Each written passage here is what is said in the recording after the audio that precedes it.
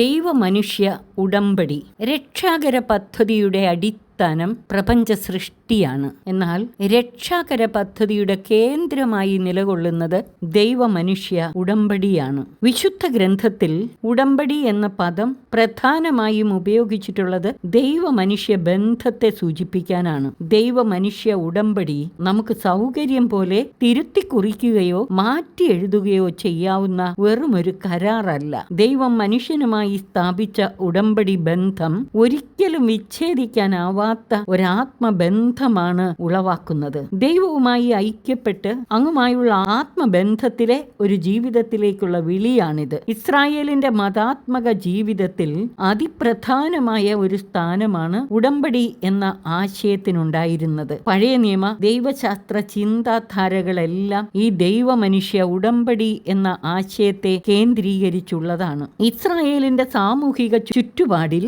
ബലഹീനർ ശക്തന്മാരുടെ സംരക്ഷണം ലഭിക്കുന്നതിനായി അവർക്ക് ശുശ്രൂഷ ചെയ്തു കൊള്ളാമെന്ന് വാഗ്ദാനം ചെയ്യുന്ന പതിവുണ്ടായിരുന്നു. സത്യവാഗ്ദാനങ്ങൾ വഴി ഉടമ്പടി ദൈവത്തിന്റെ കൺമുമ്പിൽ മുദ്ര വയ്ക്കുകയും ചെയ്തിരുന്നു. 1 സാമുവേൽ 23:18. എന്നാൽ ഈ സാമൂഹിക കരാറുകളിൽ നിന്നെല്ലാം വ്യത്യസ്തമായി ദൈവമനുഷ്യ ഉടമ്പടിയിൽ മഹോന്നതനായ ദൈവമാണ് തന്റെ സൃഷ്ടിയായ മനുഷ്യനുമായി ഉടമ്പടി സ്ഥാപിക്കാൻ മുൻകൈയെടുത്തിരുന്നത്. അതിന്റെ പിന്നിലുള്ള ഉദ്ദേശം പാപം ചെയ്ത് തന്നിൽ നിന്നകന്ന മനുഷ്യനെ തന്റെ സ്നേഹ വലയത്തിലേക്ക് തിരികെ കൊണ്ടുവന്ന് സ്നേഹബന്ധത്തിൽ ഉറപ്പിക്കുക എന്നതാണ്. പാപിയെ തേടി വന്ന് പേരു ചൊല്ലി വിളിച്ച് ഉടമ്പടി ചെയ്ത് സ്വന്തമാക്കുന്ന ദൈവ സ്നേഹമാണ് ഇതുവഴി വെളിപ്പെടുന്നത്. ദൈവമനുഷ്യ ഉടമ്പടി അടിസ്ഥാനപരമായി ലക്ഷ്യം വയ്ക്കുന്നത് മനുഷ്യരക്ഷയാണ്. നിത്യശിക്ഷയ്ക്കർഹരായ പാപികളായ മനുഷ്യർക്ക് ദൈവ സാന്നിധ്യത്തിൽ അങ്ങുമായുള്ള ഐക്യത്തിൽ ജീവിക്കുവാനുള്ള